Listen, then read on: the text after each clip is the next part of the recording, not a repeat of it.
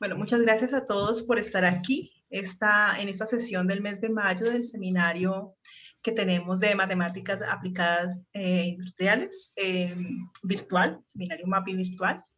El día de hoy nos acompaña el profesor John Hermes Castillo Gómez, quien es matemático de la Universidad del Cauca. Realizó estudios de maestría en matemáticas en la Universidad de Antioquia y doctorado en matemáticas en el Instituto de Matemática y Estadística de la Universidad de Sao Paulo, en Brasil. Actualmente es profesor asociado del Departamento de Matemáticas y Estadística de la Universidad de Nariño. Es integrante y coordinador en la Universidad de Nariño del Grupo de Investigación Álgebra, Teoría de Números y Aplicaciones, ERM, fundador e integrante del comité organizador de las Olimpiadas Regionales de Matemáticas de la Universidad de Nariño. Y además, me gustaría mencionar que él nació en El Bordo, en el Patía, en Cauca, en un municipio del sur de Cauca. Y el día de hoy nos va a contar acerca de algunas conexiones entre códigos lineales, binarios y grafos. Entonces, John, tienes la palabra. Muchas gracias por estar aquí. Muchas gracias a todos los asistentes. Qué pena, antes de que tomen la palabra, solo un comentario de logística. Las preguntas las podemos ir dejando por el chat y al final tendremos un momento para responderlas que hay en el chat, las que quieran hacer las personas que están presentes. Adelante. Perfecto. Diana, muchas gracias por la presentación. A ti, a Javier, a Álvaro, a todos los que se encargan pues, de organizar este seminario, muchas gracias por abrir este espacio para hablarles desde acá, desde el sur de Colombia. Como lo decía Diana, yo soy profesor de la Universidad de Nariño. Es una universidad ubicada al sur de Colombia, en Pasto. Nosotros administramos una licenciatura en matemáticas. Otro grupo de compañeros administran una licenciatura en informática y ahora se están ofertando algunas maestrías, ¿no? Maestría en educación matemática, maestría en informática, en educación informática, creo, no sé bien exactamente el nombre, maestría en estadística, y por ahí va creciendo el departamento. El departamento es un departamento, digamos, para nuestra universidad, es uno de los más grandes, como en todas las universidades, ¿cierto? Los departamentos de matemáticas son un poco los más grandes en las respectivas universidades. Tenemos muchos estudiantes de licenciatura en matemáticas interesados en estudiar, algunos de ellos hoy en día haciendo maestría, doctorado en diferentes universidades del país. Yo creo que algunos de ustedes ya, Diana sobre todo, se ha encontrado algunos de nuestros muchachos por ahí. De nuevo, muchas gracias por la invitación. Diana, pues no sé si arranco ya con la presentación de la temática. ¿Quieres que hablemos de algo más?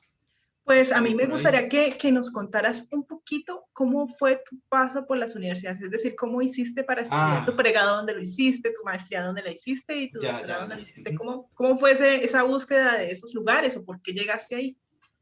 Bueno, ¿por qué llegué? ¿Cómo llegué? Yo diría que casi como la gran mayoría de los que hemos empezado a estudiar matemáticas, ¿no?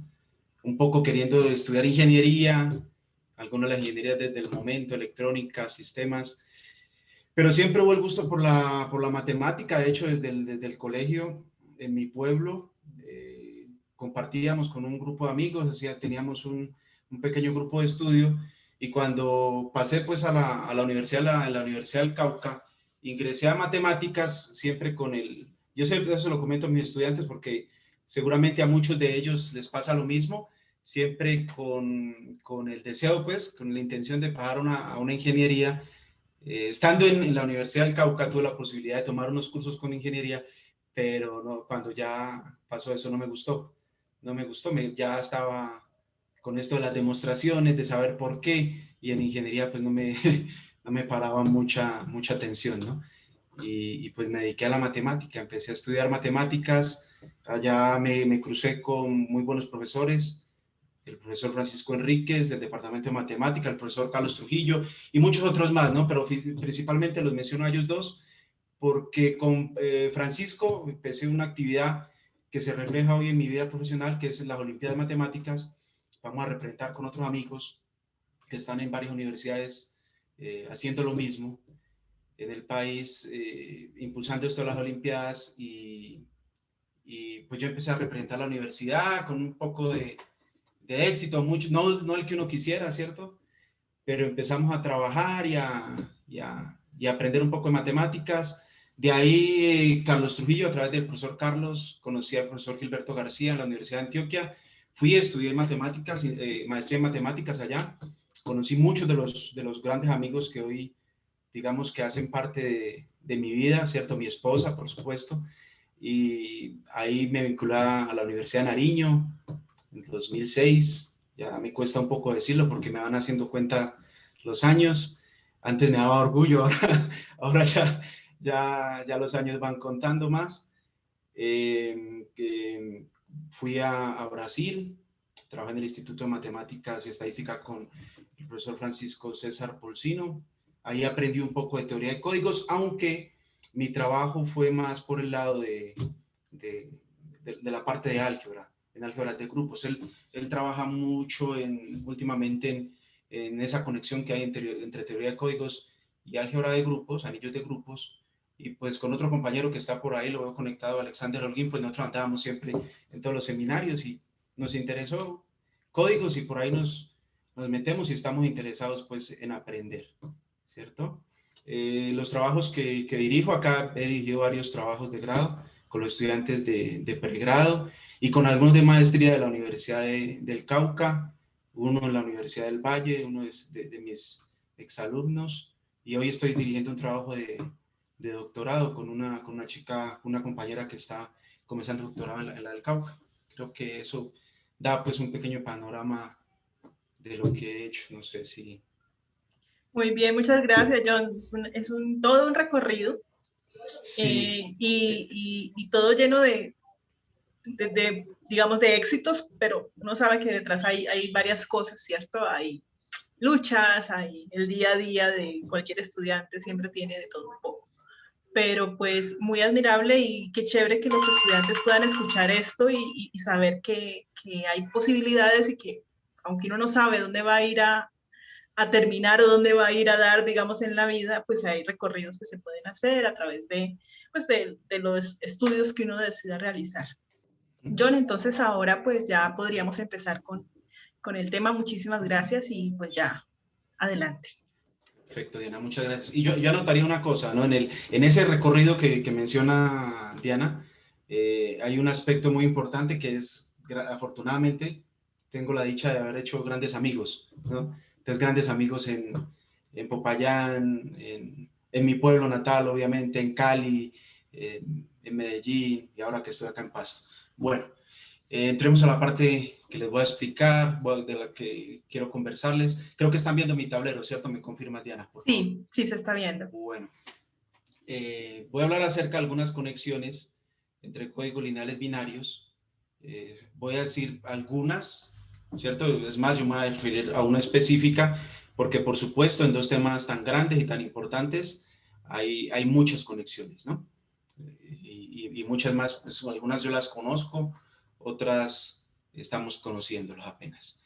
Este trabajo es en colaboración con Lisbeth Delgado. Ella es estudiante de pregrado de matemáticas de la Universidad del Cauca. Ella está haciendo su trabajo de pregrado y pues está recibiendo invitaciones para hacer maestría. Si alguno se anima, es una muy buena candidata. Este es el índice que voy a utilizar en la presentación. Vamos a hablar un poco acerca de teoría de códigos, definiciones, vamos a recordar rápidamente algunos resultados y sobre todo la notación como para entendernos a lo largo de la conversación. Voy a hablar de cómo se hace la codificación con esos códigos lineales, ¿de acuerdo? La decodificación, recordar algunas definiciones rápidas de teoría de grafos y el enlace y la conexión de la que voy a mencionar hoy y algunos resultados al final. ¿Listo? Del trabajo de grado de Lisbeth y el proyecto que tenemos. Bueno, la teoría de códigos ya la hemos visto en otras charlas en este seminario, es de aquella que se encarga pues de resolver los problemas cuando en las comunicaciones, especialmente es el principal ejemplo, surgen algunos ruidos o errores que llevan a dificultar la comunicación. ¿Qué tipo de ruidos pueden aparecer en esa comunicación?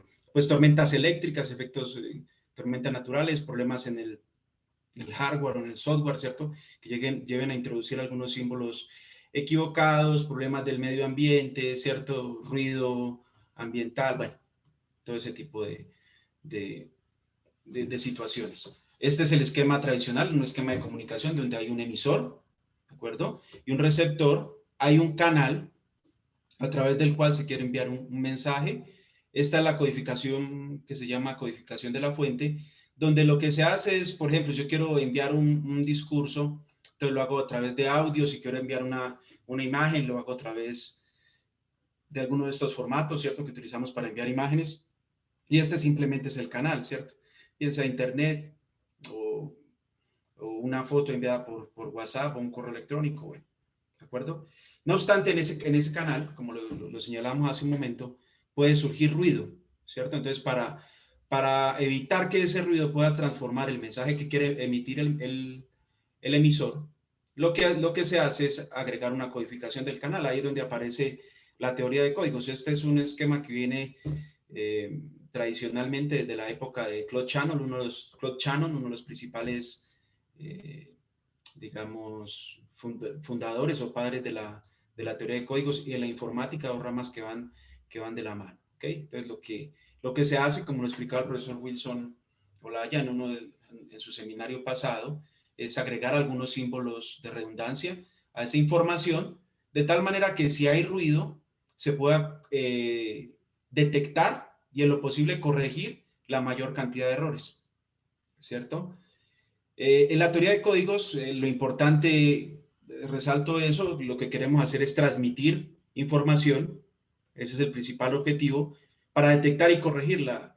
No tanto el de mantenerla oculta ya es otra tarea de otra área con los, pues, que hemos estado escuchando en estos seminarios, que se conoce como la criptografía. Sin embargo, pues ya hemos oído que estas dos áreas se pueden combinar para hacer sistemas criptográficos un poco más avanzados, ¿cierto? Bueno, entonces surgen dos preguntas principales. ¿Cómo se realizan los procesos de codificación y de codificación de los mensajes? ¿Cómo hacemos eso? ¿Y cómo se detectan y se corrigen los posibles errores producidos en la transmisión? ¿De acuerdo? Ahí es donde aparece pues, la teoría de códigos para resolver esas preguntas.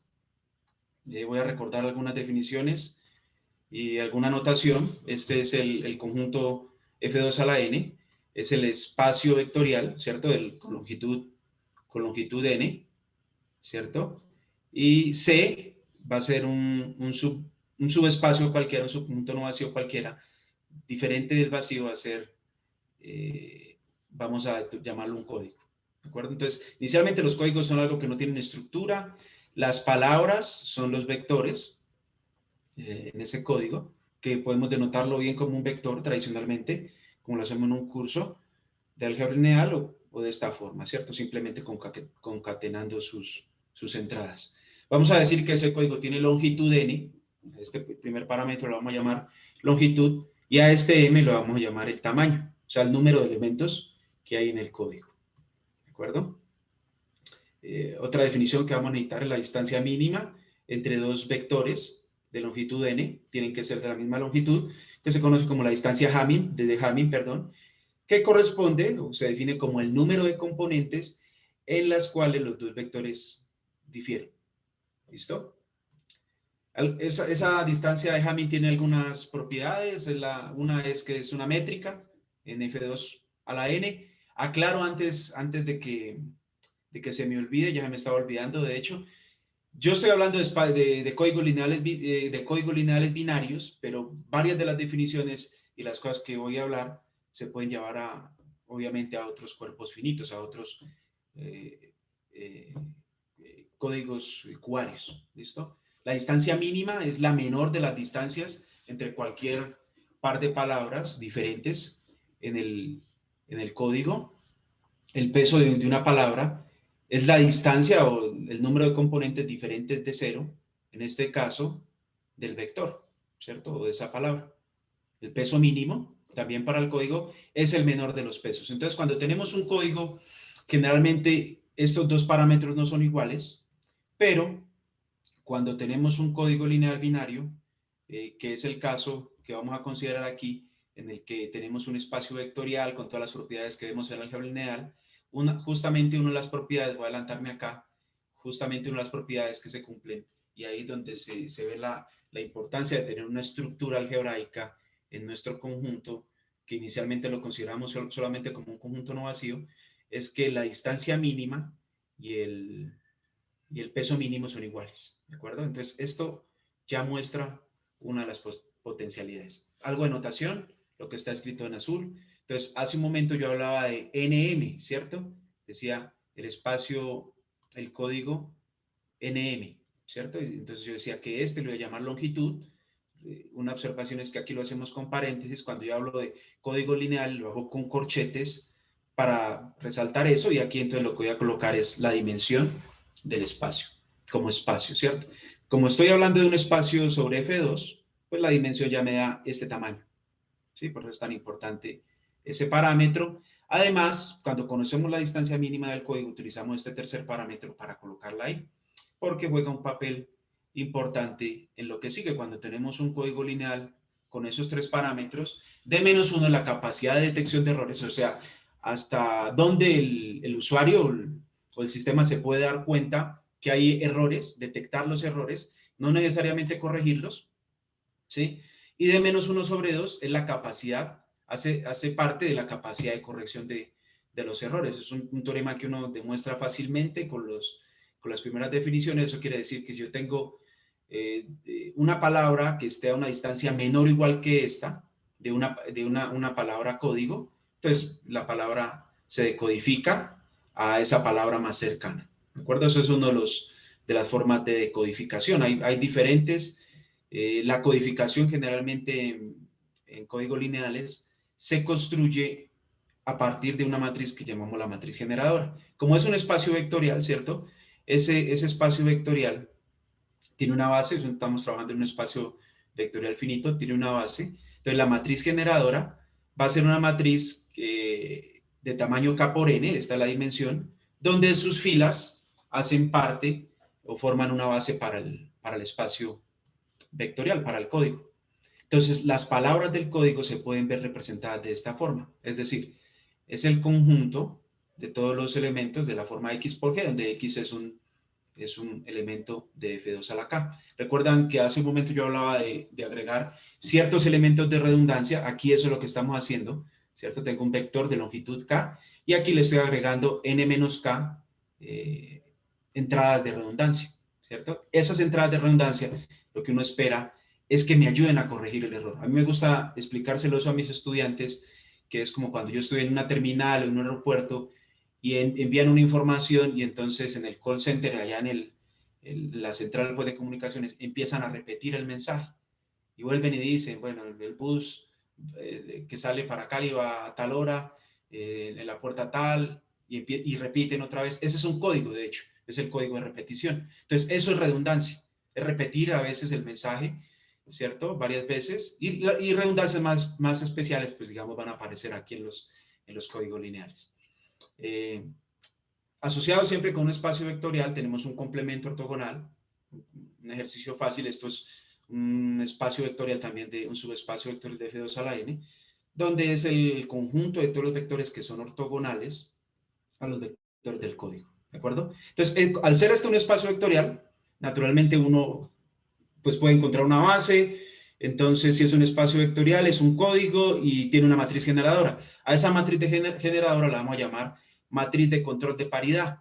Hace parte, ese nombre en inglés le llaman Parity Checks Matrix porque hace parte de eso que tratamos de hacer. A partir de esos elementos de redundancia que aparecen en el código, obtener una forma para detectar o corregir los errores, ¿cierto? Entonces, un teorema básico que uno puede mostrar es que nuestro código inicial, que es un código lineal, se puede también identificar a partir de la matriz de control de paridad.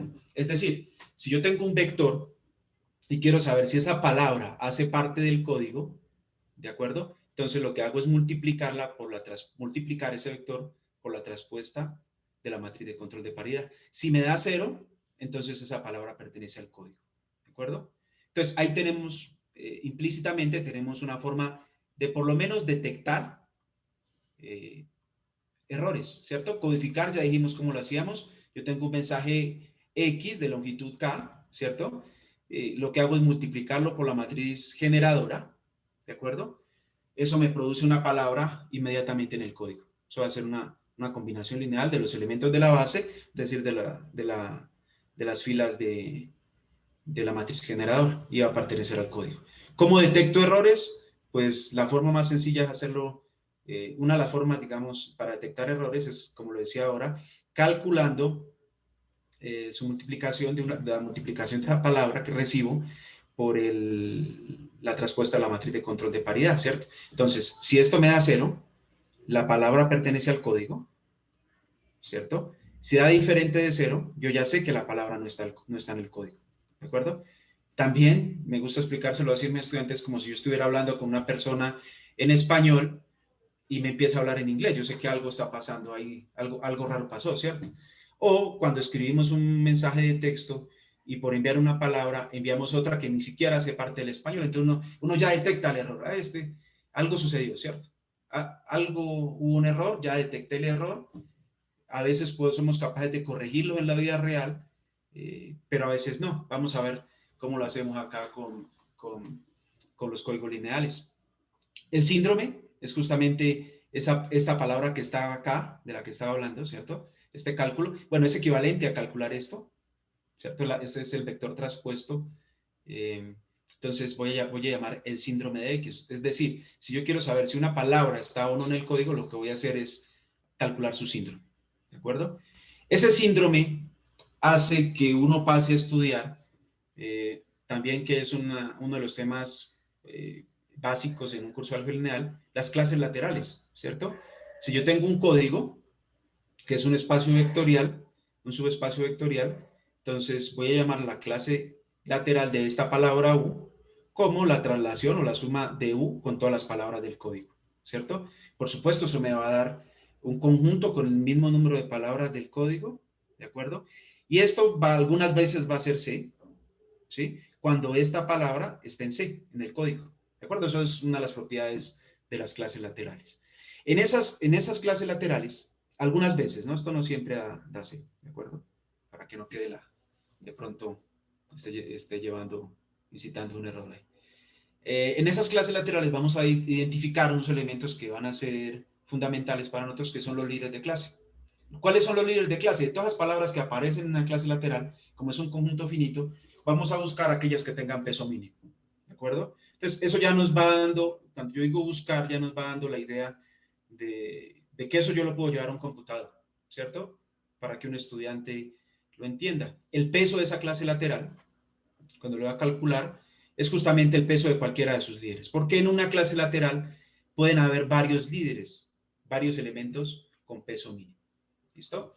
Entonces, este procedimiento, esa construcción que acabo de hacer, se puede llevar a un arreglo que se conoce como el arreglo estándar, o que en algunos de los textos lo llaman arreglo slepiano o Slepian Array, que viene en honor a uno de los matemáticos, digamos, de uno de los científicos o investigadores, pues, que aportó David Slepian a esta construcción. ¿Listo? Es en la primera fila, voy a construir una tabla, en la primera fila de esa tabla coloco todas las palabras del código.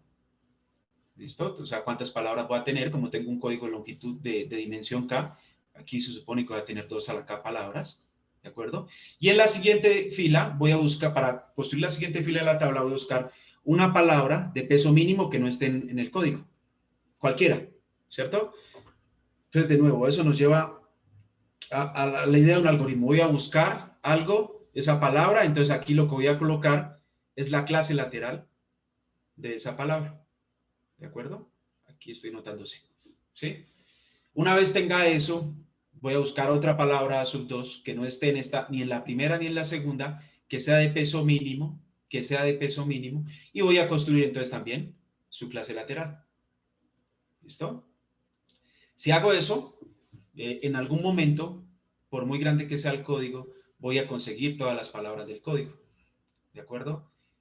Una observación aquí que me gustaría hacer. Esta es una tabla que tiene 2 a la K columnas, ¿cierto? Como lo decía aquí, que hay 2 a la K columnas, porque las que están encabezando son justamente las palabras del código, ¿cierto?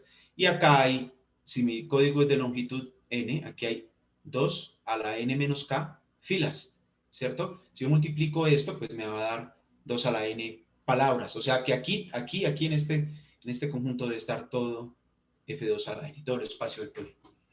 ¿De acuerdo? En la búsqueda de estas palabras radica parte de la investigación que se hace.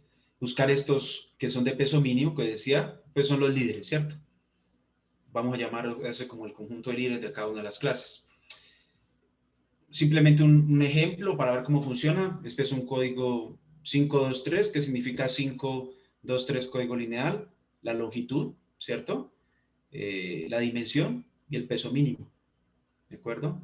Entonces, el procedimiento es, otra vez, en la primera fila coloco las palabras del código, ¿cierto? Y aquí voy buscando siempre palabras de peso mínimo que no estén acá en las filas anteriores.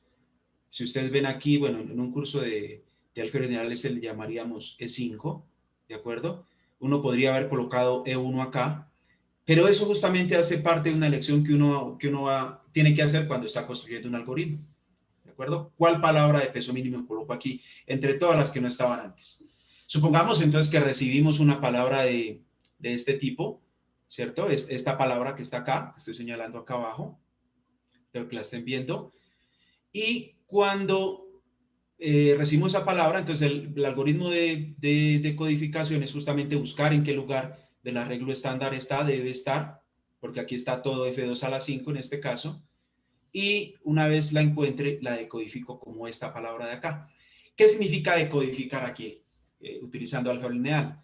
Lo que estoy haciendo en realidad es sumarle esta palabra de acá. O sea, lo que uno puede mostrar es que al recibir esta palabra que no hacía parte del código, ¿cierto? Era una palabra extraña del código, lo que detectamos es que al estar en esta fila es que hubo un error en la primera componente. Al sumárselo, entonces podemos demostrar que en realidad esta era la palabra que queríamos enviar. ¿De acuerdo? Ese procedimiento, por supuesto, si ustedes recuerdan, yo hablaba de D-1 sobre 2 hasta D-1 sobre 2 errores que podíamos corregir, pues no siempre funciona tan bien, ¿cierto? Y ahí está el problema, porque nosotros lo que vamos a querer es códigos con distancia grande para poder tener ese número que escribí hace un momento lo mayor posible, para tener mayor capacidad de corrección, ¿cierto? Por ejemplo, si recibiera esta palabra bajo este esquema, lo decodificaría como esta, diría que hubo un error en la segunda y en la tercera componente, se lo sumo a esta de acá y obtengo esta palabra código, ¿de acuerdo? Sin embargo, si ustedes, creo que lo señalé aquí, si ustedes observan, en esta fila hay 2 líderes, ¿cierto? Que era el problema que yo mencionaba hace rato, que en una fila pueden haber más de un líder, ¿de acuerdo? A veces ese líder no es único. Y cuando no es único, pues depende entonces a quién coloque. Si yo coloqué este o coloqué este líder encabezando, porque si coloco este, se decodifica como esta, pero si coloco esta de acá, se decodifica como esta de aquí, ¿listo? O sea, si yo organizara el arreglo estándar de otra forma. Entonces, eso lleva, obviamente, a buscar códigos con este parámetro muy grande, porque eso quiere decir aquí que nuestro código puede corregir hasta 3 menos 1 sobre 2, es decir, un error. Por eso cuando teníamos un error, la decodificación era única. Acá no, ¿cierto? En la vida real, digamos, en los sistemas de información, lo que se hace a veces es pedir que se retransmita la información enviada. ¿Listo? Bueno, todo esto se relaciona con el síndrome, porque en realidad lo que yo puedo hacer es no construir toda la tabla, sino encargarme de buscar los líderes del código. Al buscar los líderes, lo que hago es calcular el síndrome, porque por este teorema que está aquí, el síndrome de una palabra, 2 palabras que tengan el mismo síndrome están en la misma clase lateral. Si ustedes recuerdan, cuando yo ubicaba la palabra en la tabla, estaba en la clase lateral de su líder, ¿cierto? Y ese era el que le restaba. Entonces, si yo conozco los líderes, calculo el síndrome de la palabra recibida, que en este caso me da 100, corresponde con el síndrome de este líder. Entonces lo que hago es, para decodificarlo, sumarle el líder, ¿de acuerdo? Esos síndromes van a ser iguales porque si fueran iguales para los líderes estarían en la misma clase lateral y entonces no serían líderes de clases diferentes, ¿cierto? Entonces la palabra enviada quiso ser esta, ¿de acuerdo? Entonces es una forma para decirles que lo que yo voy a estar interesado es, pues sí, puedo construir el arreglo estándar, es un buen algoritmo, pero lo que voy a querer buscar es el conjunto de líderes en realidad, ¿listo? Una observación, este siempre va a ser el líder del código, porque en el código, como es un código lineal, la palabra 00 siempre va a estar, ¿cierto? Es un espacio vectorial, ¿de acuerdo? Bueno, algunas definiciones más que necesitaré. Esta es la definición de esfera que aprendemos en un curso de análisis básico, ¿cierto? Que es el conjunto dado la esfera con centro en X y radio R, ¿cierto? Es el conjunto de todos los vectores en el espacio que están a una distancia menor o igual que R, ¿de acuerdo? Con esas esferas, uno de los parámetros también que se busca estudiar en la investigación en teoría de códigos es este parámetro que conoce como el radio de cubrimiento. ¿Qué consiste, qué se entiende por radio de cubrimiento? Es el menor entero positivo, por resaltarlo aquí, S, tal que las esferas con centro en S, ¿cierto? Perdón, con centro en las palabras del código y radio S, es el menor entero positivo S, cubren a todo el espacio vectorial, a F2 a la N. O sea que cuando yo haga la unión de todas las esferas, consigo todo el espacio vectorial. ¿De acuerdo? ¿Para qué busco eso? Porque cuando yo recibo una palabra, siempre esa palabra va a estar aquí, ¿no? Entonces lo que voy a buscar es en cuál esfera va a estar, ¿de acuerdo? ¿Qué es lo ideal? Que estén en una sola esfera o en esferas, que estas esferas en lo posible sean disjuntas, ¿listo? Simplemente para recordar, me interesa que recuerden este símbolo, ρdc, es ese radio de cubrimiento. Ese es un parámetro muy importante en teoría de códigos que siempre se asocia pues con la calidad o la efectividad de un código. El soporte de un código, el soporte de un vector, es el conjunto de componentes que son diferentes de cero. Esto lo podemos asociar como el conjunto que nos sirve para calcular el peso de la palabra, ¿cierto? Las fórmulas d-1 y d-1 sobre 2 para el profesor Wilson Arley, está preguntando por aquí, creo que es Wilson, de la Universidad del Cauca. No son solamente para códigos lineales, ¿de acuerdo? Creo que no.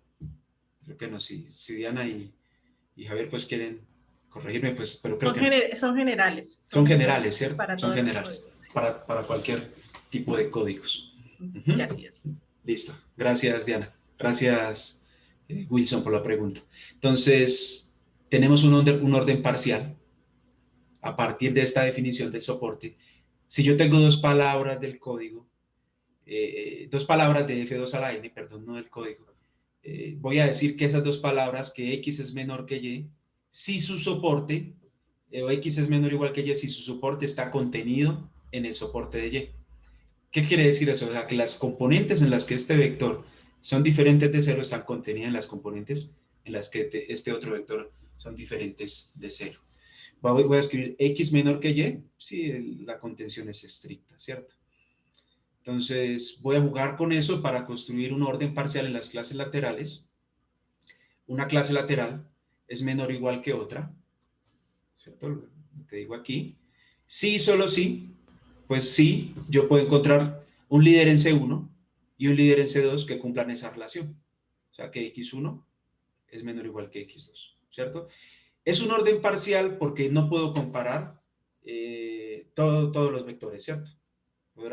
Algunos vectores puedo compararlos, pero no necesariamente, no todos.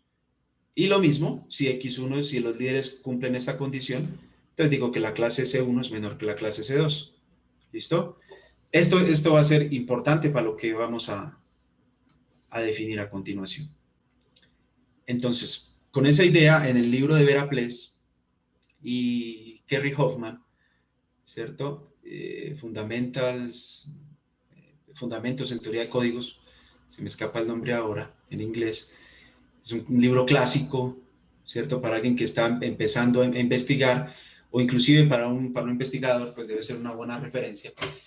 Ellos estudian estos conceptos, el de descendiente, ancestro, dice que si C1 es menor que C2, es un descendiente de C2 o que C2 es un ancestro, ¿cierto? o que tenemos una relación de hijos y padres donde C1 es menor que C2 y el peso de C1 es menor que el peso de C2 menos 1. Si C2 no tiene padres, y ese es el interés de Veraplés y sus colegas en estudiar esta palabra que ellos le llaman huérfano, ¿de acuerdo? Y entonces Veraplés en el libro presenta un ejemplo, tienen un código lineal, estos son los líderes de los que hablamos a rato en el arreglo estándar, ¿de acuerdo? Estos que estoy pintando de amarillo. Bueno, resalto que aquí hay dos líderes en estas clases, ¿cierto? Lo que la hacen interesantes. Y ellos dibujan un grafo en el texto. El grafo que aparece es este, ¿cierto? Donde entonces nosotros pintamos con azul los que ellos consideran huérfanos, que significa ser huérfano, no tener padres, o sea, no tener otras clases laterales por encima de ellos, elementos maximales, los podríamos llamar con respecto a ese orden, y C0, que es la base, es siempre la clase lateral que corresponde al código, ¿de acuerdo? Entonces, con esa idea, conversando con Lisbeth y con algunos alumnos, yo les planteaba, bueno, pues ellos lo hicieron para ese caso. ¿Será que se puede hacer para otros códigos lineales? Entonces, había la duda de si eso funcionaba para cualquier parte representante, o sea, si este tuviera dos líderes, ¿cierto? Si eso funcionaba con esta clase, pero uno puede mostrar finalmente que si yo tengo un líder acá, ese líder debe estar, y hay una relación de contención, ¿cierto? C1 es menor que C2, y el peso de C1 es menor que el peso, es igual al peso de C6 menos 1, ¿cierto? Entonces, si yo tengo otro líder, ese líder va a estar contenido, va a ser menor que los otros líderes que aparezcan en C6. Bueno, no que los otros líderes, vamos a encontrar una relación, ¿de acuerdo? Entonces, naturalmente, ahí aparece una conexión ya con los grafos, ¿cierto? Si tengo un código, ¿cómo es el grafo? Fue la pregunta que yo le hice ya concretamente a Lisbeth. Ella estaba interesada en aprender un poco de computación, quería utilizar el computador en su investigación, en su trabajo de grado. A mí lo que más me gusta pues de la matemática es llevarla siempre lo que aprendo o lo que trato de enseñarle a mis estudiantes es cómo llevar esos conceptos a un computador. Aquí voy a presentar simplemente rápidamente grafos, algunas cosas de grafos. Pues un grafo es un par, ¿cierto? Donde siempre hablamos de un conjunto de vértices y un conjunto de aristas, donde vamos a decir que dos vértices son adyacentes, ¿cierto? Si hay una arista que los une, ¿de acuerdo? Bueno, en algunos textos le llaman vecinos. Ejemplos de grafos tradicionales, el grafo camino, este es aquel que yo dibujé, es P4, o el grafo ciclo, ¿cierto? Que voy recorriendo todos los nodos del grafo, esto le llaman nodos o vértices, estas son las aristas. Otros ejemplos más, el grafo completo que suele llamarse como K5, grafos bipartitos, ¿cierto? Los grafos pues aparecen para simular o modelar muchos de los problemas que aparecen en redes, o ahora yo estaba aprendiendo que aparecen en problemas de biología, bueno, diferentes ramas, ¿cierto? Y los grafos bipartitos, por supuesto, no siempre aparecen como el anterior. A veces uno lo que tiene que hacer es pintar sus aristas de tal manera que aristas con el mismo, sus vértices, de tal manera que vértices con el mismo color no tengan aristas entre ellos, no sean vecinos, ¿de acuerdo? Entonces, es un grafo bipartito, eso hace parte de una área en teoría de grafos que llama el coloreo de grafos, ¿cierto? En los grafos bipartitos, a eso se le llama el color que yo puedo utilizar es 2, el color número cromático del grafo es 2, los grafos bipartitos. Este es otro grafo bipartito, que el cual he pintado de amarillo y los otros de rojo, todos están conectados con el amarillo, se conoce como el grafo estrella. ¿Ok? Bueno, entonces, conexiones rápidamente, pues hay muchas. Lo que nos interesa en teoría de códigos es construir códigos con buena capacidad de detección y buena capacidad de corrección. Esas dos capacidades van obviamente amarradas a la distancia mínima, ¿cierto?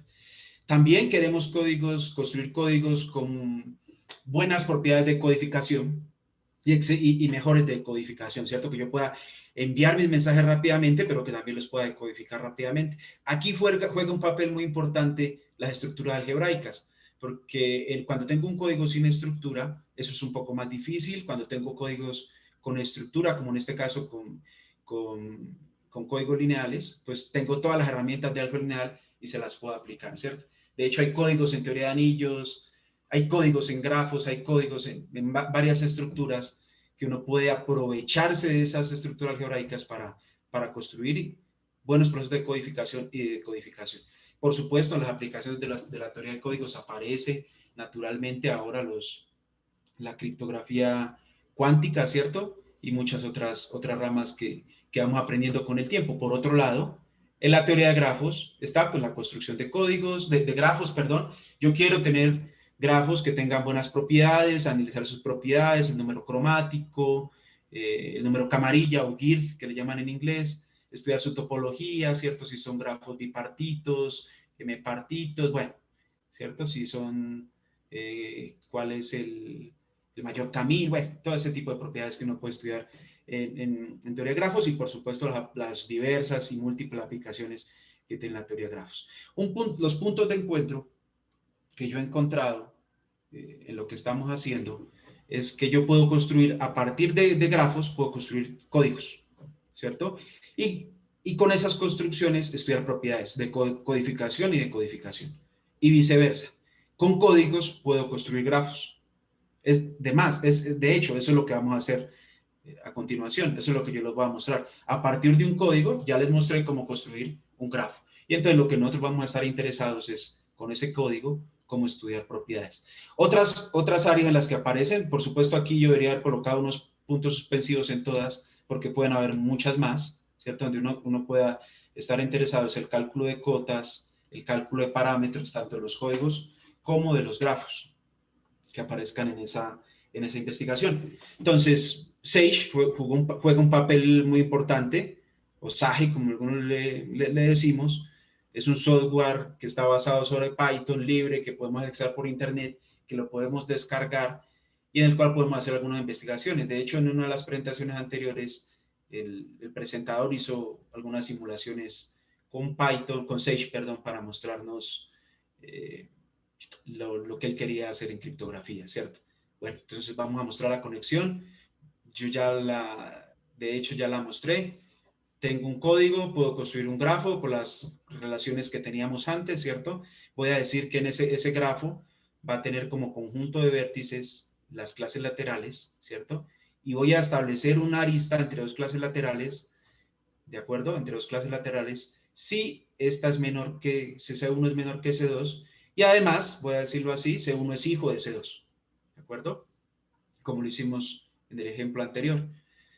Bueno, este era el teorema del que les hablaba, yo sí decía, en alguna parte tiene que estar, es que esa es una buena definición, ¿de acuerdo? Que no importa, cuando uno está estudiando algo con clases laterales, uno no quiere que eso dependa del líder, ¿cierto? Si C1 es menor que C2, no importa, si yo tomo un líder de C1, está garantizando este teorema que voy a encontrar otro líder de C2 tal que X sea menor que Y, ¿de acuerdo?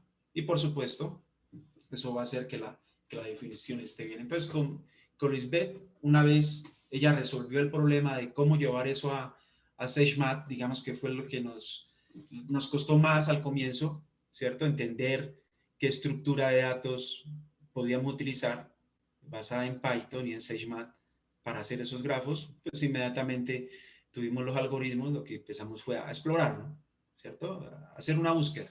Esta es la matriz de identidad, este es todo el espacio vectorial, por supuesto es un código lineal, y resulta que el grafo es lo más sencillo que uno se puede encontrar, es que es el grafo singuleto o el singleton graph, ¿de acuerdo? Seguimos explorando, por supuesto, uno siempre presenta de la mejor forma lo que quiere dar, pero pues obviamente no siempre este es el camino, ¿cierto? Aquí estamos presentando de forma organizada los ejemplos que fuimos encontrando. Por ejemplo, para este código tenemos un grafo camino bien cortico, P2, ¿cierto? Con dos vértices. Nos encontramos un ciclo. ¿Recuerdan los ejemplos que di al comienzo? Esto es un ciclo, grafo camino, el grafo singulete. Este es un grafo isomorfo al que presenté al comienzo, ¿de acuerdo? Resulta que es isomorfo y nos dio una idea de qué estaba pasando cuando tenemos códigos equivalentes, ¿de acuerdo? ¿Por qué digo que es isomorfo? Porque si ustedes recuerdan el primer grafo, esta arista estaba para acá, ¿cierto? Y lo demás estaba aquí. ¿Ok? Eso va a ser importante.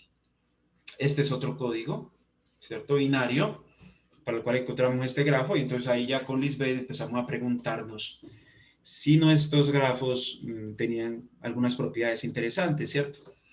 Y aquí hay una propiedad interesante. Este es un grafo. Si yo pintáramos estos dos nodos con el mismo color y estos de negro, pues creo que ya salta a la vista que son bipartitos, ¿cierto? Resulta que para este otro código tenemos el mismo grafo, ¿ok? Me gusta llamar la atención aquí porque este es un código con distancia mínima 3 y este es un código con distancia mínima 2. Códigos diferentes, con parámetros diferentes, nos estaban dando el mismo grafo, ¿de acuerdo? Por supuesto, esos son los ejemplos básicos. Los grafos que encontramos son de este tipo, o sea, aparecen así desordenados, ¿de acuerdo? Bueno, no exactamente así tan organizados como los tenemos acá, pero aparecen de cierta forma que uno tiene que ir uniéndolos, y SageMath nos daba el grafo. Nosotros lo que empezamos fue a organizar, a estudiar sus propiedades. Aquí están los huérfanos, ¿cierto? Y acá está el nodo base, ¿de acuerdo? Bueno, en Vera Hoffman, en el libro de Vera Pless y Hoffman, aparece un teorema que nos garantiza hasta dónde yo puedo crecer en esos grafos. Si ustedes vieron la imagen anterior, yo siempre voy hasta una altura. Este teorema nos dice que el valor más grande del peso mínimo de todas las clases laterales, o sea, el valor más grande que puede tener una clase lateral en un código lineal, es justamente el radio de cubrimiento del que hablaba al comienzo, ¿de acuerdo? Entonces, eso nos da una idea de que yo cuando tengo un grafo, un código, siempre me voy a esperar algo como esto. Es más, también se puede mostrar que eso va ascendiendo. Arrancamos con una de peso 0, que es la asociada con el código lineal, después paso a una de peso 1, una de peso 2, una de peso 3, hasta que la máxima va a ser de peso el radio de cubrimiento, ¿de acuerdo? Pues eso es una gran ventaja, porque ya conozco hasta dónde voy a buscar. De hecho, el cálculo del radio de cubrimiento es una área de investigación en teoría de código, o sea, encontrar algoritmos que permitan encontrar ese radio de cubrimiento, o propiedades del código que nos permitan encontrar ese radio de cubrimiento. Eso es un área donde uno puede investigar, ¿cierto? Bueno, con esas ideas, con algunos de los resultados que hemos encontrado con Lisbeth, simplemente para no entrar en mucha tecnicidad, es que ya conocemos cuántos vértices tiene el código, pues tantas como clases laterales vaya a tener el código, ¿cierto? Un código de longitud n y dimensión k, tiene 2 a la n menos k clases laterales. Si recuerdan, al comienzo de la charla, yo hablaba del arreglo estándar, y habían 2 a la n menos k clases laterales, ¿cierto? Demostramos que ese grafo es conexo, es decir, yo puedo ir desde un vértice, por ejemplo, desde este vértice, a cualquier otro vértice a través de un camino. Eso significa ser conexo, ¿de acuerdo? Demostramos además que esos grafos, de hecho este fue uno de los primeros resultados que nos encontramos con Lisbeth, son grafos libres de triángulos, todos a partir de la observación, ¿cierto? A partir de llevar eso a SageMath, pasar eso al papel, al computador, otra vez al papel, al computador, mirar propiedades, encontramos que una buena propiedad es que son libres de triángulos. Es decir, en uno de esos grafos, yo no puedo trazar un triángulo entre 3 nodos, ¿sí? Directamente entre 3 vértices. Si fuera a hacer esto aquí, estaría haciendo algo raro, ¿de acuerdo? Eso no puede pasar, son libres de triángulos. Buscando con Lisbeth encontramos que esos grafos libres de triángulos tienen buenas propiedades, ¿cierto? Y pues nos empezamos a interesar cada vez más. Resulta que nuestros grafos son bipartitos, son grafos bipartitos como los que mostraba en la imagen, en algunos de los ejemplos anteriores. Es una demostración que surge a partir de las propiedades del código, que eso es lo que uno añora, digamos, cuando uno construye un grafo a partir de un código u otra estructura, aprovechar esa estructura justamente para demostrar propiedades, ¿no? Bueno, y a partir de esa propiedad de ser bipartitos, pues tenemos esta fórmula que nos ayuda a estimar más o menos cuántas aristas va a tener, ¿cierto? Estudiar cuándo el grafo va a ser completo, en esa estamos. Si es bipartito, pues ya como lo decía, su número cromático es 2. Puedo pintar con 2 colores como mínimo, ¿cierto? Para que ninguno de los nodos tengan, ninguno de los nodos con el mismo color tengan aristas, sean vecinos. Y esta es una generalización de esta propiedad de ser libre de triángulos, que dice, en realidad no solamente no tiene triángulos, sino que no tiene C5, C7, ningún ciclo de longitud impar. ¿De acuerdo? Bueno, una propiedad que la mencioné hace un momento, cuando tenemos códigos, y eso lo hacemos mucho en álgebra, lo que queremos es relacionar estructuras, ¿cierto? Si yo tengo un código lineal y otro código lineal, ¿cuál es la primera propiedad que uno estudia en un curso de teoría de códigos? Pues que ellos sean equivalentes. Ser equivalente aquí significa que el primero, que C, o el segundo, se puede obtener a partir de una permutación de las componentes del otro, una permutación de las componentes. ¿Qué significa eso en la matriz generadora? Que lo único que yo hago es intercambiar columnas, ¿de acuerdo? Intercambiar columnas. Entonces, eso hace que esos códigos tengan exactamente la misma distancia mínima, es decir, sigue siendo lineal y lo que vamos a obtener es un código que tiene los mismos parámetros, o sea, los mismos códigos, con otra ropa, pero los mismos códigos, ¿de acuerdo? Entonces, la pregunta que nos hicimos en ese momento fue, bueno, si 2 códigos son equivalentes, entonces sus grafos necesariamente tienen que ser equivalentes.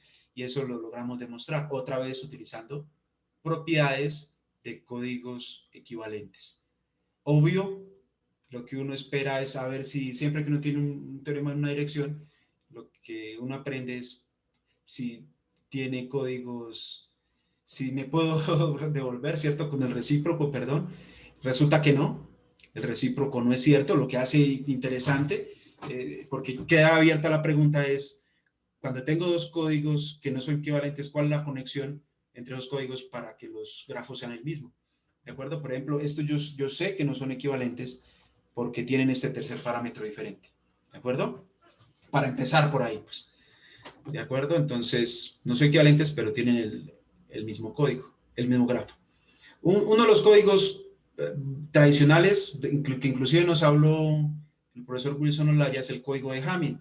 Los códigos de Hamming se pueden definir, o cualquier código lineal se puede definir a partir de la matriz generadora o a partir de la matriz de control de paridad, ¿cierto? Nosotros vimos o podemos estudiar el código de Hamming, bueno, aquí lo estoy hablando en general de orden M, pero el código de Hamming de orden 3, la matriz de control de paridad es esta que está aquí, ¿de acuerdo?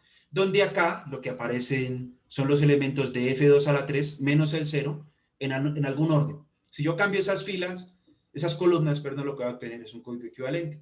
Pero aquí lo que aparecen son los números del 1 al 7, siempre me equivoco aquí, en la representación binaria, ¿cierto? ¿De acuerdo? Esos códigos binarios, esos códigos de Hamming tienen estos parámetros, fueron propuestos por los principales investigadores en esta área, que fue Richard Hamming, y tienen excelentes propiedades. Una de las propiedades es que es un código perfecto. Lastimosamente, eso quiere decir, para estos códigos, pues tienen distancia mínima muy pequeña, pero permiten decodificar y codificar de una manera muy ingeniosa las palabras, ¿de acuerdo? Ser perfecto significa que el radio de cubrimiento, en este caso, va a ser igual a la capacidad de corrección de errores. Es decir, todo el espacio va a estar cubierto por esferas disjuntas, ¿de acuerdo? Entonces eso hace que la decodificación sea exacta cuando no se han cometido demasiados errores, ¿cierto? Más allá de 3 menos 1 sobre 2, una distancia muy pequeña, ¿cierto? Para esos códigos, pues la pregunta es inmediata, ¿cómo son los grafos? Los grafos son así, ¿cierto? De hecho, hace parte de uno de los ejemplos que les mostraba de grafos tradicionales que se estudian en teoría de grafos son estos, ¿cierto? Pues si yo lo presento como lo veníamos haciendo, son de esta forma, pero si lo presento de una forma un poco más bonita, digamos, son de esta otra forma, ¿cierto? Que corresponde a una estrella con 7 puntas, en algunos libros le llaman así, o con 8 vértices. ¿Listo? Bueno, entonces inmediatamente eso nos llevó a demostrar este otro teorema que nos ayuda a caracterizar cuando un grafo, cuando un código tiene como grafo un grafo estrella. Y el resultado es que sí, solamente sí, su radio de cubrimiento es 1. ¿Okay? Esta también es una área de investigación, buscar qué códigos, además del código de Hamming, tienen radio de cubrimiento 1. ¿Okay? Bueno, el transcurso obviamente de la investigación pasó por la lectura de varios artículos, seguimos leyendo artículos de grafos, de teoría de códigos. Yo recomiendo, si alguno de los que están escuchándome en este momento se interesa por la teoría de códigos, pues lea este libro, es fundamental, ¿cierto? Con mis alumnos hemos aprendido que este es muy bueno para investigar, porque uno encuentra muchos resultados ahí, pero a mí me gusta para un estudiante que está empezando en teoría de códigos, que se lea estos dos al mismo tiempo, porque este le ayuda a explicar un poco este otro. Lisbeth sabe eso, lo recuerda, ¿cierto? ¿Dónde podemos encontrar con más conexiones de teoría, entre teoría y códigos y grafos? Aquí hay un artículo, es un capítulo de un libro, se llama Graph Theoretic Methods in Coding Theory, donde se establecen más conexiones, además de las que yo he presentado, ¿cierto? De construir los códigos los grafos de Hamming y viceversa. Y la invitación para todos es pues, a explorar un poco de las propiedades a través de un computador, ¿cierto? Para entender la propiedad hay que conocerla muy bien para poderla programar, para poderla llevar a un computador. Una vez uno lo programa, lo interesante es que uno vuelve al papel porque tiene que ahora analizar los resultados. Bueno, eso era lo que yo tenía por decirles. Muchas gracias por su atención. Escucho sus preguntas. Muchas gracias, John. Muy interesante la charla. Y pues bueno, en este momento está abierto el chat o el micrófono para preguntas. Si nuestros participantes se quieren postular preguntas, bienvenidas. Buenas tardes, ¿cómo están? Bueno, quería pues decir que estaba muy interesado en esta charla, sin embargo, no pude llegar a tiempo porque tenía otras reuniones, pero me gustaría saber si esta presentación va a estar publicada o las diapositivas en alguna parte para pues después verla con más detalle. El video se grabará, se publicará en el canal de YouTube de la Sociedad Colombiana de Matemáticas. Ah, listo, muchas gracias. Perfecto. Y los slides, si lo deseas, mi correo es para todos, pues obviamente jhcastillo@duenar.edu.co. Si se puede colgar en la página de la sociedad, pues se cuelga ya, si no me escriben y yo se los envío, ¿vale? Ahí está el correo. Eso, gracias. Bueno, ¿hay alguna pregunta adicional? Yo tengo una pregunta, pero no sé si pregunto de último. Yo también tengo una y estoy esperando lo mismo. Wilson, adelante. Wilson Olaya levantó la mano. No, pues todos preguntando de último, pues yo también pregunto de último. No, hazle tú.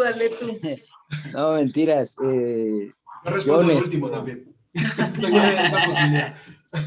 Yo honesto, no, Dale, simplemente cuando estaba viendo lo de las charlas, pues me acordé de un trabajo que estoy haciendo con un estudiante también en teoría de grafos, y entonces me vino la idea de, ¿ustedes no han estudiado los códigos duales?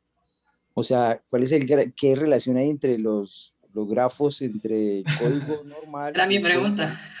y el código dual? Por ahí vamos. Tenemos algunos resultados, ahí vamos. Bueno, porque, o sea, yo tenía mi duda en la charla de que también hay una versión del grafo dual, ¿no?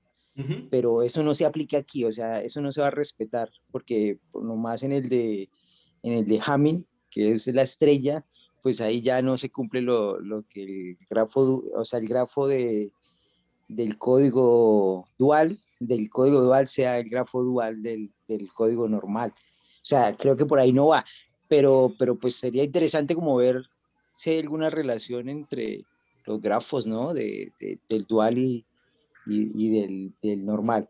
Y pues la otra pregunta era, yo creo que la de Diana, si esta era la de Javier, la otra era la de Diana. No, y o sea, este mismo truco de considerar las clases, ¿no? Por palabras de peso mínimo, se aplica no solamente para código binario, sino para cualquier código cuario. Entonces, en ese caso, pues el mismo grafo yo creo que podría hacerse en general para cualquier código, ¿no? Sí, sí, de hecho en el libro de Vera Ples que yo menciono en toda la charla, ¿cierto? Y me gusta repetirlo porque una mujer que hizo mucha investigación murió el año pasado a propósito, ¿cierto? Y dejó muy grandes resultados y grandes conexiones, ¿no? Con otras áreas del álgebra abstracta, con teoría de códigos y grafos, pues ella lo menciona, ¿cierto? Y la cosa es que hay que llevar todo eso, pues para mí, llevarlo primero a un computador, saber aprovechar las propiedades pues, de los cuerpos finitos, porque es que cuando estoy trabajando con binarios, estoy trabajando con ceros y unos, ¿cierto? Por ahí hay otro alumno, otra alumna que está trabajando en eso, que está dando sus pinitos y pues, espero que el video y las cosas que hagan, ojalá den una buena respuesta. Con respecto al complemento, lo que uno tiene que tener cuidado es que el grafo que le va a dar con el dual también tiene que ser libre de triángulos, ¿cierto? Entonces, las primeras cosas que uno se encuentra en teoría de grafos es justamente otra cosa que llama el complemento del grafo, ¿sí o no? O sea, establecer las conexiones que no estaban en el grafo original, ¿sí o qué? Pero si esas conexiones hacen que aparezca un triángulo, ya no va a ser posible que sea el grafo de ese código dual, ¿de acuerdo?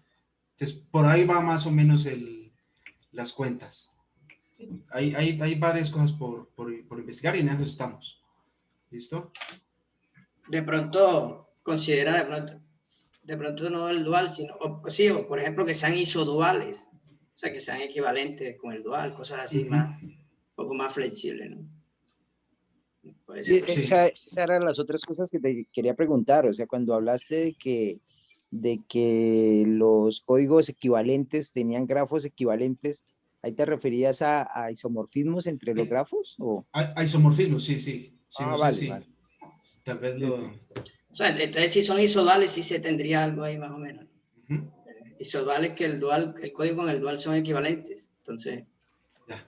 puede ser por ahí. Puede ser, sí. Tenemos una pregunta de Gracias. Ismael. Gracias, Wilson. Gracias, Wilson. Ismael, adelante, No, bienvenido. gracias.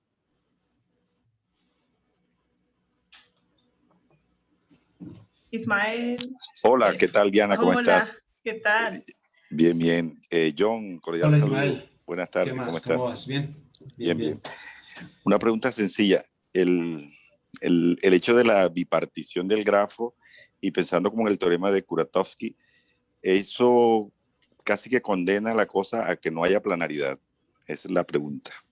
Esa es otra de las dudas que teníamos. Cuando encontramos el hecho de que teníamos grafos libres de triángulos, con Lisbeth, muchas de las propiedades que se obtienen a partir de ser libres de triángulos justamente ponen como condición la planaridad, ¿cierto? Entonces, fuimos al computador otra vez, le preguntamos a SageMath cuáles grafos son planares, hay varios, ¿cierto? De hecho, los que son estrellas ya son planares de partida, ¿cierto? Planares significa que yo puedo mover los vértices de tal manera que no se crucen las aristas ¿cierto? Que no haya cruces. O sea, que puedo organizar de una manera, es una manera, digamos, de decirlo gráficamente. Pero sí, hay cosas para caracterizar ahí todavía, ¿no? Tenemos algunos casos, pues hay que ir cortando todavía mucha actividad por ahí en esas particularidades. Planaridad es justamente una de las propiedades que yo le juraba a Lisbeth que había, pero ella me sacó varios contraejemplos, entonces ahí vamos. Sí, sí, creo que lo natural sería que no lo fuera, creo yo. Claro. Sí. Vale, muchas gracias. Gracias, Ismael. Saludos a todos, un abrazo. Listo. Un abrazo. Javier, entonces su pregunta ya fue ocupada. Sí, prácticamente eran dos preguntas y la hizo Wilson. Sí, se podía para cualquier campo y hiciera qué relación tiene con el dual. Entonces yo voy a tomar el testigo ahí mientras tanto. Solo para complementar esto de los complementarios, de pronto pues el hecho de recordar que un grafo y su complementario forman el completo KN, ya ahí a uno le va dando como algunos indicios de qué aristas, si borro tales aristas, entonces qué cosas ya no voy a tener de acuerdo a los resultados que ustedes ya descubrieron, pues sí, ya crearon. Eso hay como por dar una idea que no sé si funcione, pero pues que se me ocurre cuando hablamos de complementariedad de grafos. Cuando presentan la relación, esa relación me da un grafo dirigido, ¿cierto? Es decir, se lee de abajo arriba. Sí, las flechas se les puede agregar una dirección. Y entonces yo puedo estudiar el número de caminos de un grafo a otro calculando las potencias de la matriz de adyacencia, por ejemplo. ¿Cierto? Vale. Bueno, para la charla y para el trabajo para esta charla pues que estamos presentando acá, decimos, no, quitémosle la dirección Pero sí, claro, hay una dirección, obviamente, de un hijo, ¿cierto? Sí. Hacia un padre, hacia sus vale. ancestros, ¿cómo se diría? sí. Predecesor, sí, antecesores. Bueno, y lo otro es, en el resultado que ustedes presentaban que ya calculaban el número de vértices, hablabas de 2 a la n menos k. Sí. Eso quiere decir que no hay repetición de clases. O sea, porque te quedan, k son las palabras que tienes. Perdón, k no, 2 a la... 2 a la n menos k. Ajá, 2 a la k son las palabras que tienes. En el código sí. Sí, 2 a la n menos k, las que no están ahí, ¿cierto? O sea, el complemento. Y entonces, eso quiere decir que todo lo que no sea palabra código, por sí misma cada una es una clase. Es que la cuenta me confunde un poco. No, porque es que tú tienes en el arreglo estándar, a ver, tú tienes el arreglo estándar, ¿cierto? 2 a la k palabras, 2 a la k columnas, ¿cierto? Sí. Y como quieres todo f2 a la n, sí o no? O sea, que aquí quieres que hayan 2 a la n elementos, ¿cierto? Entonces, como cada vez vas agregando k, 2 a la k, 2 a la k, 2 a la k, entonces aquí lo que necesitas es 2 a la n menos k, ¿cierto? Si no estoy mal, ¿sí o no? Sí. Tú multiplicas el número de filas por el número de columnas, te da el número de palabras. Entonces, cada fila tiene un líder, y ese líder corresponde a una clase. Entonces, por eso son 2 a la n menos k vértices. ¿Sí? Vale, comprendo. Listo. Perfecto. Muchas gracias, John. Ismael creo que ha vuelto a levantar la mano, entonces no sé. Oye, sí, qué pena, me había despedido, pero... adelante. Aprovechemos Oye, John, que estamos en confianza. Oye, John, ¿han encontrado algún código que el grafo sea un árbol? Sea un árbol, exactamente. De hecho, de los primeros que estudiábamos, no sé, creíamos que siempre iban a ser árboles. Cuando hacíamos los primeros ejemplos, hacía mano, ¿cierto? Pero sí, yo creo que sí, debe haber algunos. Pero exactamente así, porque es que los primeros ejemplos que te estoy mencionando los hacíamos a mano, ¿cierto? Pero no hemos vuelto a hacer esas cuentas. Espero que Lisbeth esté tomando nota por ahí. Porque es que el de la estrella claramente lo es, pero es un código como muy sencillito, ¿no? ¿Cuál, estaba pensando el de Hamming. Era un código de... el de Hamming. O de repetición, no recuerdo ahora. Era el de Hamming. Era el de Hamming. El que daba la estrella, ¿cierto? Sí, era el de Hamming. Sí, pero, ok, ajá. Pero es como un árbol, ajá, ahí. Claro, ese se lo hace... Es un árbol como con poca profundidad, ¿ya? Sí, lo que uno quisiera es más profundidad, ¿no? Claro. Sí, que tenga más niveles. Y que tenga más hojas. Sí. Correcto. Yo lo que creo es que estos no son árboles, pero sí son lo que se llaman bosques, ¿no? O sea, que son como cada componente no conexa, perdón, cada componente conexa es un árbol, ¿no? O sea, se puede subdividir, creo. Sí, pero es que él tenía conexidad, Wilson. Hola, Wilson, ¿cómo estás? Hola. Sí. Tal vez pensando en la... Hey, ¿cómo estás? ¿Qué más, Ismael? ¿Qué más, hombre?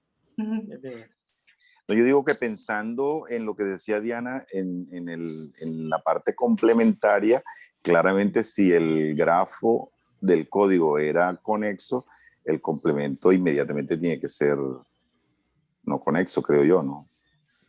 No necesariamente. No necesariamente. No necesariamente. Es decir, si el grafo es conexo, el complemento no es Piensa en el completo 5 Ajá. y piensa en un ciclo 5 y... Ah, claro, pues sí. Ok, sí, tienes razón. Es Tienes un razón. ejemplo raro, pero sí. Sí, de acuerdo, totalmente. Gracias. Gracias, Ismael. Esta clase estuvo muy buena, John. Muchas Muy preguntas, buena, ¿sí o no? muchas Cuando uno- ganas de aprender más. No sé si hay más preguntas o ya te dejamos descansar. No, yo pero le bueno. digo a mis estudiantes cuando uno dicta clase y los que lo están escuchando a uno, ya se pone a conversar entre ellos, ya excelente, cumplí mi tarea, ¿cierto? Generaste las inquietudes suficientes. No sé si hay más preguntas. Alex, tú habías abierto el micrófono y no sé si querías hacer una pregunta, un comentario. No, era simplemente en la dirección de lo que dijo Ismael, que no se podía hablar de Foresta porque efectivamente ya el grafo era conexo. John, no sé si de pronto mirar, hasta ahorita no recuerdo bien cómo es que es el procedimiento, pero uno juega con los vértices y las aristas cuando pasa de un grafo al grafo línea. Y Sí. entonces te podría pasar ahí, te podría dar una información adicional. Y bueno, ya digamos, por intereses propios míos, y tengo un poquito abandonado, pero tal vez vaya a retomar, es ver cómo se comportan estos grafos que aparecen con los códigos respecto a la energía. Porque, por ejemplo, aparece la estrella 7 y ella tiene una cualidad, yo creo que es tal vez de los primeros, ¿cómo se le dicen? Equienergéticos. Tienen algunos otros grafos que tienen la misma energía. No me interesa que sean isomorfos, porque siendo isomorfos pues tienen el mismo espectro y directamente la energía es simplemente la suma de los valores propios, ¿cierto? Y sí. por ahí un profesor de la Universidad de Antioquia, él es venezolano, Juan Rada, él extendió eso de manera a los números complejos, entonces habla del módulo.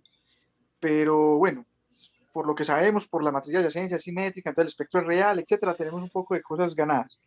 Pero entonces, con equienergía, igual energía, son importantes aquellos que no sean isomorfos. Entonces, cuando aparece esa estrella 7, pues, no sé, o lo dejamos para otro artículo. No, pues esa es la conexión. Yo ya vi por ahí, Lisbeth, como para dónde puede ir agarrando a hacer su maestría, ¿no? Eso, te llevas a Lisbeth o me llevas a mí también, yo voy, encantado de ir a Alexander, ¿dónde se encuentra? Yo no conozco a Alexander. Alexander es de la UIS. De la UIS. De la UIS. Ya. De la UIS. No, sí nos conocemos, solo que tengo la cámara apagada. Ya. Sí. ¿Sabe, Ale? Se viene para acá, me voy para allá y ahí le hacemos. Listo. A punta café. Hágale. Listo, eso entre Q y hormiga culona hay organizado. De hecho, la profesora Catalina pues me estaba comentando eso, ¿no? Estudiar el espectro y los valores y vectores propios. Bueno, ahí se puede hacer. Y lo que tienes es preguntas, John. ¿Ah? Son preguntas. Sí, no, yo aquí estoy anotando, de hecho. Muy bien. Bueno, pues no sé si hay más comentarios o alguna otra pregunta. Álvaro me escribió que tuvo que retirarse porque el internet está un poco malo, pero pues que muy chévere y que felicitaciones a John y gracias. ¿Ya? Bueno, pues si no hay más preguntas o comentarios, quiero que le demos el agradecimiento a John. Muchas gracias, John, por estar aquí, por compartirnos tu conocimiento y a muchos de nosotros generarnos tantas dudas tan chéveres, despertarnos esa emoción que nos da cuando vemos que algo nuevo está surgiendo. Así que muchas gracias, felicitaciones también a Lisbeth que hace parte del trabajo y a ti por compartirlo. Y bueno, pues nos veremos en la próxima sesión de nuestro seminario. Siempre estarán muy invitados a estar con nosotros. En la próxima sesión, pues contaremos con una charla que tiene que ver con criptografía, que la va a dar el profesor John Byron Baena de la Universidad Nacional de Colombia en Medellín, sede de Medellín. Así que pues ahí estaremos muy atentos y por favor les pedimos que estén atentos a las redes de la Sociedad Colombiana para las nuevas publicidades y la invitación a esa